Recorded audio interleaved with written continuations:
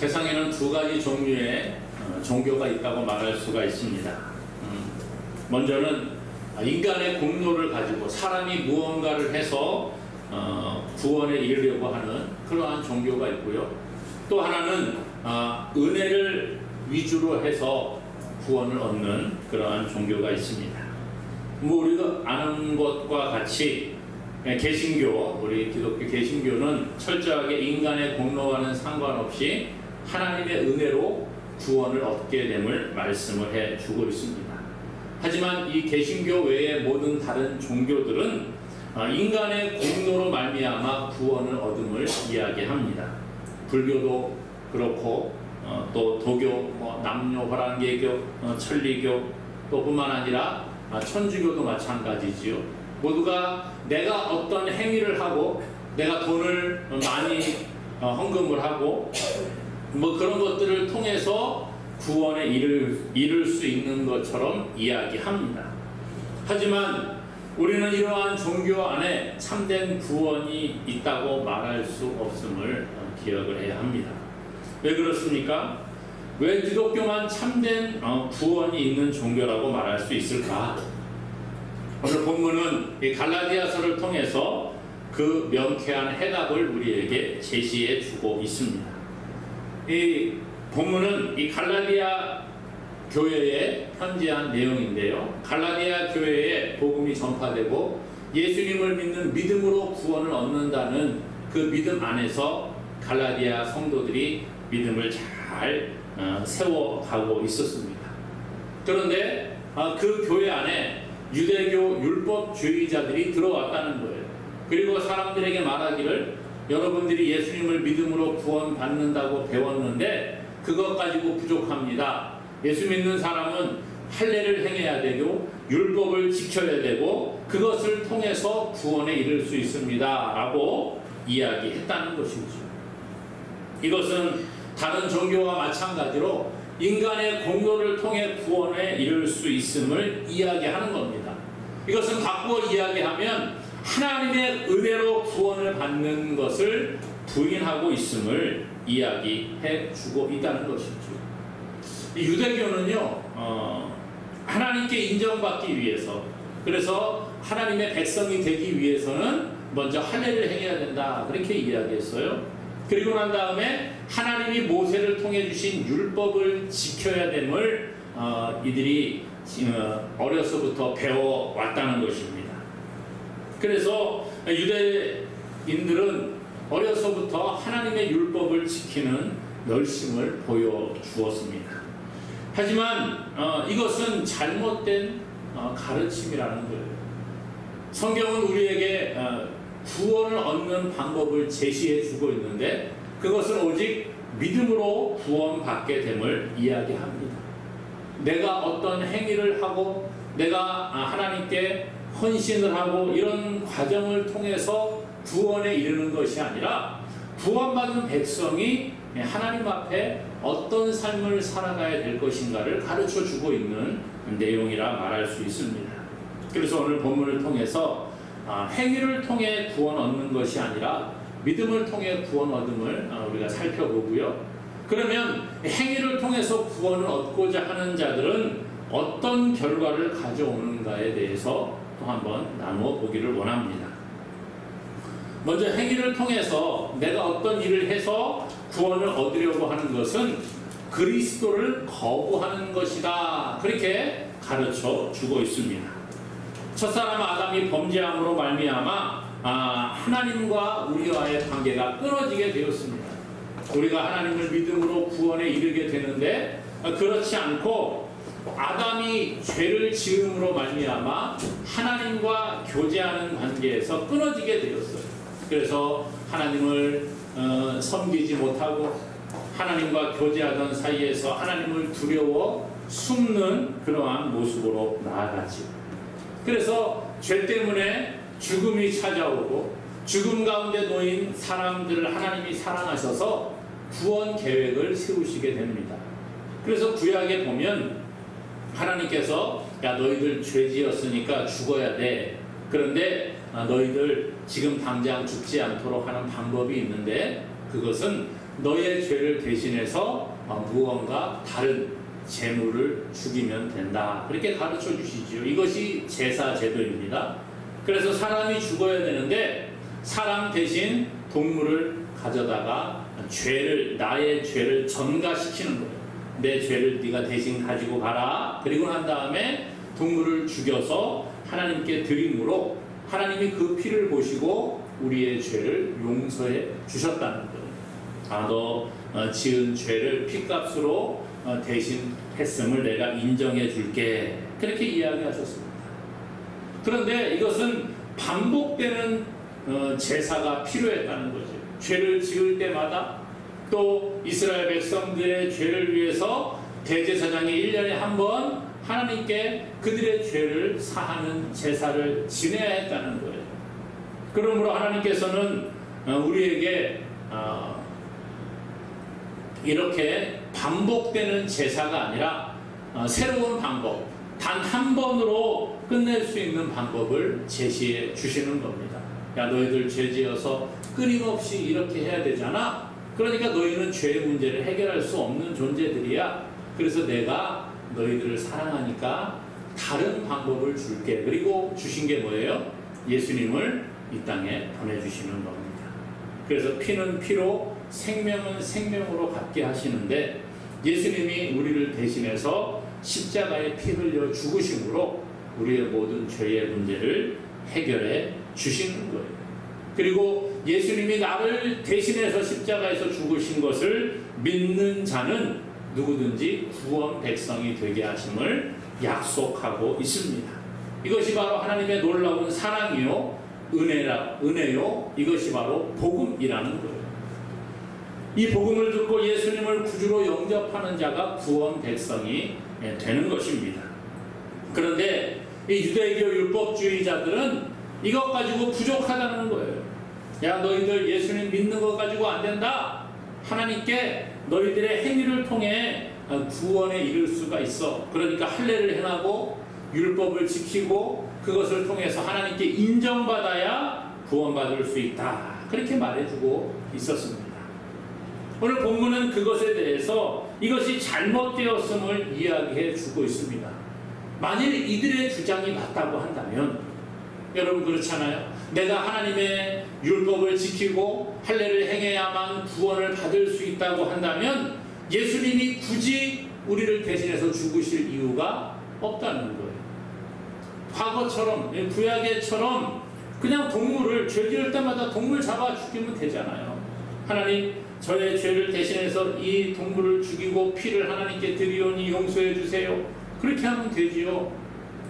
예수님 한번 죽으셨는데 예수님 가지고 부족하다고 하면 예수님이 또 두 번째, 세 번째 오셔서 우리를 대신해서 죽으셔야 됩니까? 그게 아니라는 거예요. 오늘 본문은 그거 이야기합니다. 만일 우리가 이 예수 그리스도를 통해서 구원 얻는 것이 아니라 나의 행위를 통해서 구원을 얻는다고 말하는 것은 예수님을 거부하는 것이다. 그렇게 이야기해 주고 있습니다. 그렇다고 한다면 예수님이 이 땅에 나의 죄를 대신해서 십자가에서 죽으실 이유가 없다는 거예요.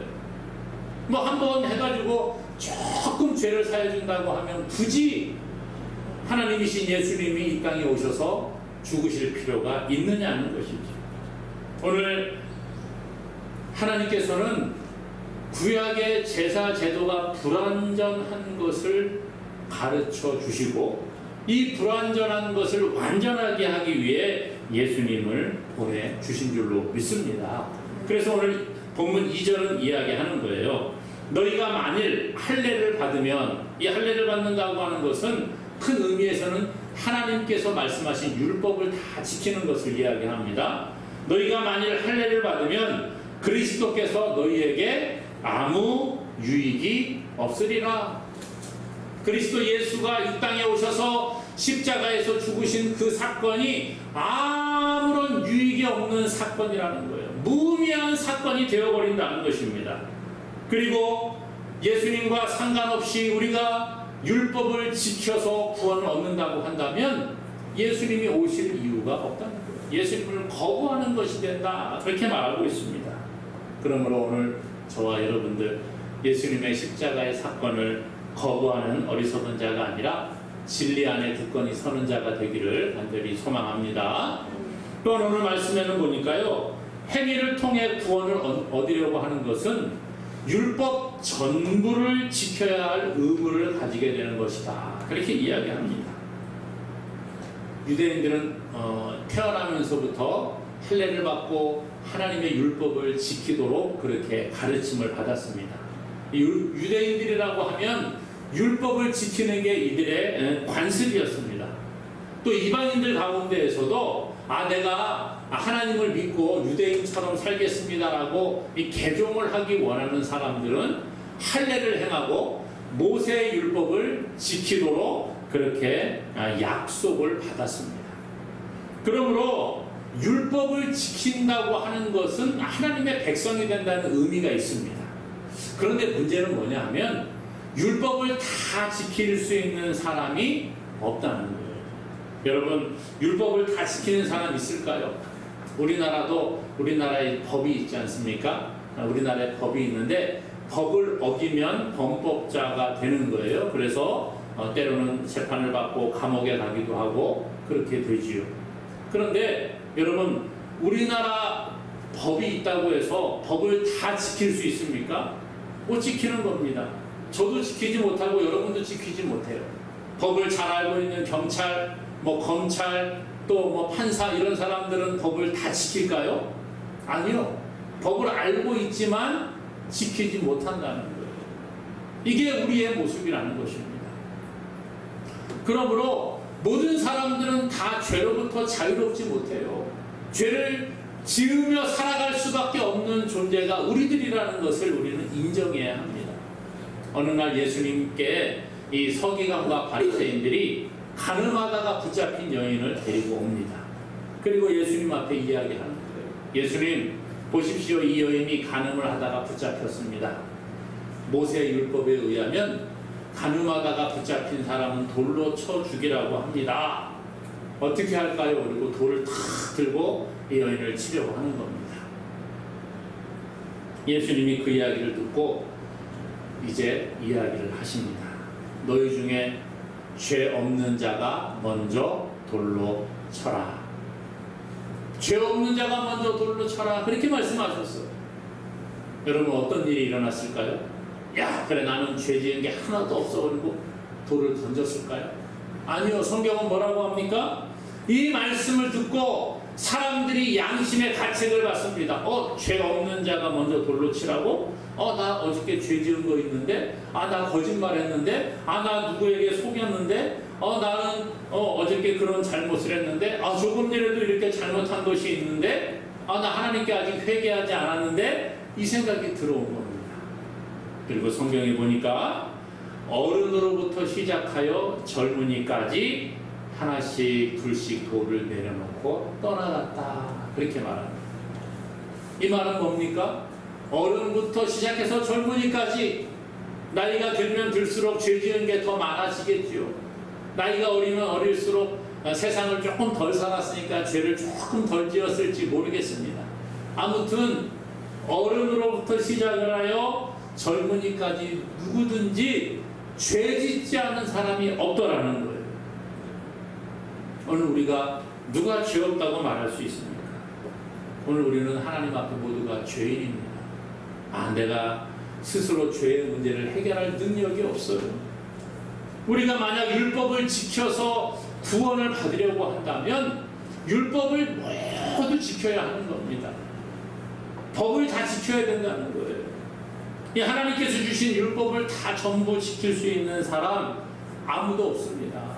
그러기에 내가 율법을 지킴으로 구원받으려고 하면 구원받을 수 있어요? 없어요? 없다. 그렇게 말하고 있습니다. 3절에 보니까요. 내가 할례를 받는 각 사람에게 다시 증언하노니 그는 율법 전체를 행할 의무를 가진 자라 그랬어요. 할례 받고 율법을 지키려고 하는 사람은 율법 전체를 지킬 의무를 가진 사람이라는 거예요. 그런데 문제는 뭐예요? 율법 전체를 지킬 능력이 우리에게 없다는 거예요. 오늘 그러므로 우리는 모두가 율법을 완벽하게 지킬 그러한 능력이 없는 존재인 줄로 기억하시기를 바랍니다. 그리고 오직 하나님의 은혜로 구원받게 됨을 믿는 저와 여러분 되기를 간절히 소망합니다.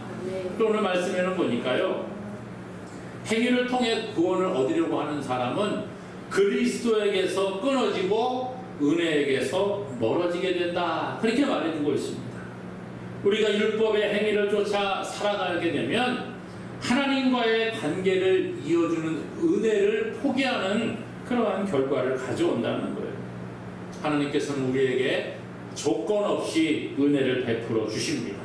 그런데 이것은 성령에게 우리의 삶을 맡길 때에 하나님의 은혜를 날마다 우리가 누리게 된다는 거예요. 우리가 우리의 생각대로 행할 때에 우리는 그리스도에게서 끊어지는 사람이 되는 것입니다. 은혜에서 떨어지는 존재가 되는 거예요.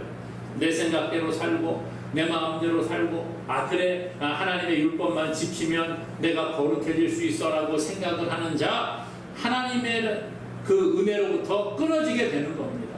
예수 그리스도와 상관없는 존재가 되는 것이지요. 하나님께서는요, 우리가 아무런 능력이 없음을 알고 있습니다. 우리가 무슨 능력이 있습니까?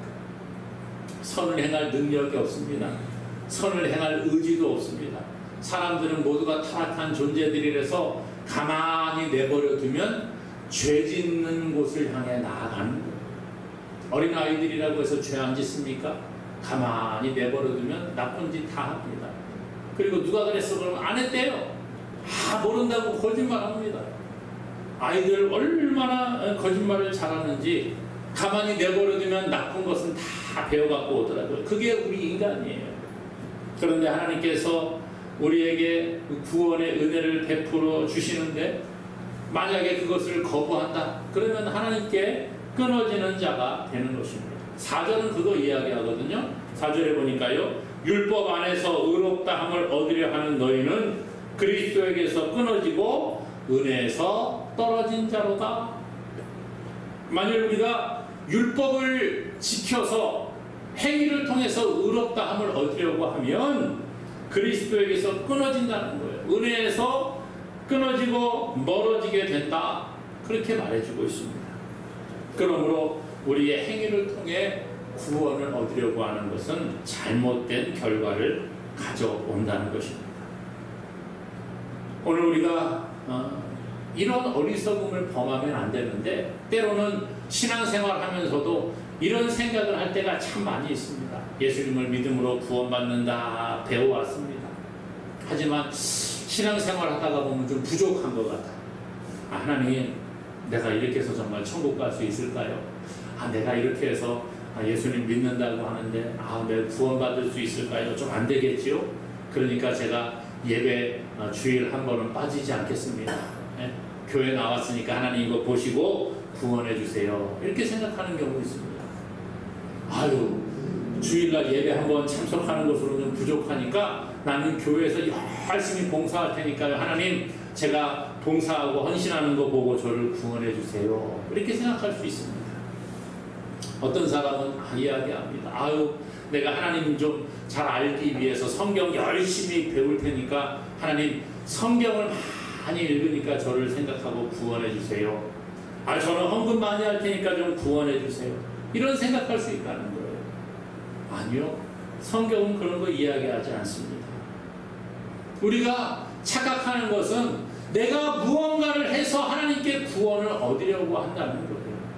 내가 교회 열심히 다니니까 구원받을 수 있고, 내가 성경 열심히 읽고 성경을 암송하니까 내가 구원을 받을 수 있고, 내가 하나님께 예배하니까 구원받을 수 있고, 내가 하나님께 헌금하고 내가 하나님께 봉사하니까 하나님이 나를 생각하시고 구원해 줄 수 있다라고 하는 것은 우리의 생각일 뿐이라는 거예요. 그런 사람들을 향하여 오늘 말씀은 뭐라고 합니까? 그런 사람은 예수 그리스도를 거부하는 것이고, 그런 사람은 율법 전체를 지켜야 될 의무가 있고, 그런 사람들은 그리스도에게서 끊어지고 은혜에서 떨어지는 자가 된다, 그렇게 말해주고 있습니다. 그러면 어떻게 해야지 진정한 구원을 얻을 수 있습니까? 그것은 율법을 지키는 행위를 통해서가 아니라 예수가 나의 구주가 되심을 믿는 믿음 안에서 구원받게 됨을 성경은 말씀해 줍니다. 요한복음 3장 16절 말씀에 하나님이 세상을 이처럼 사랑하사 독생자를 주셨으니, 독생자 예수님을 주셨으니 이는 그를 믿는 자마다 멸망하지 않고 영생을 얻게 하려 하심이라.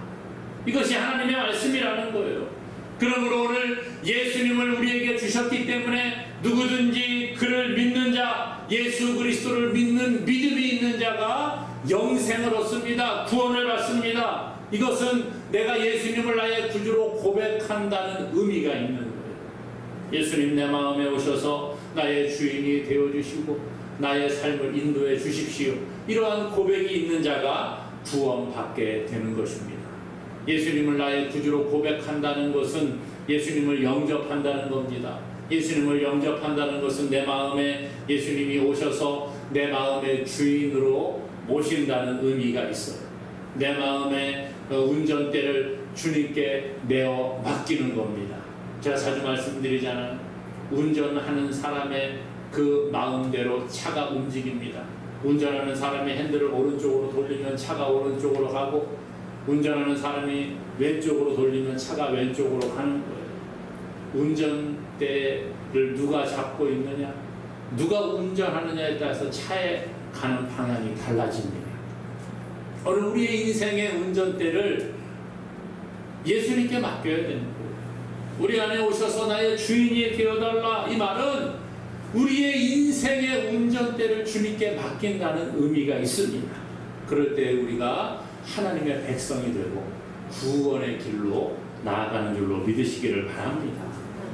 이 예수님을 믿는 사람이 바로 행위를 통해서 사랑이 나타나는 거예요. 예수님을 믿는 믿음으로 구원받고 구원받은 백성이 예수님의 인도를, 성령의 인도를 따라 살아갈 때에 우리의 삶에 사랑이라는 행위가 나타나는 것입니다. 그래서 사람들이 그것을 보고 야, 저 사람은 정말 예수 믿는 사람이 맞나 봐, 이렇게 인정을 받게 되는 거예요. 그게 6절 말씀이거든요.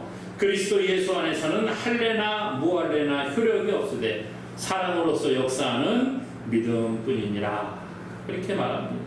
그러므로 오늘 우리 가운데 사랑이 나타나는 것을 보고 야, 저 사람은 예수님 믿는 사람이 맞구나, 그렇게 인정을 받는다는 거예요.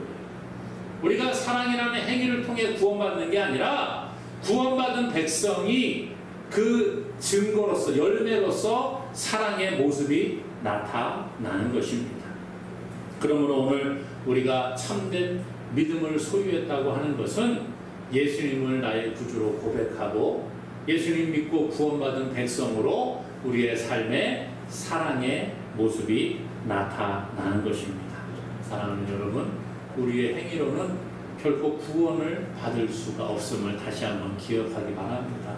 내가 무언가를 해서, 아까 말씀드렸죠, 교회 예배에 나온다고 구원받는 게 아니고, 내가 나와서 성경을 읽고 찬송을 하고 헌금을 하고 봉사를 한다고 구원받는 게 아니라 예수님을 믿는 그 믿음, 그것이 우리를 구원 백성이 되게 하는 거예요. 그리고 구원받은 백성이 하나님의 은혜를 감사해서 하나님께 예배하고 하나님께 나와 헌신하고 봉사하는 겁니다.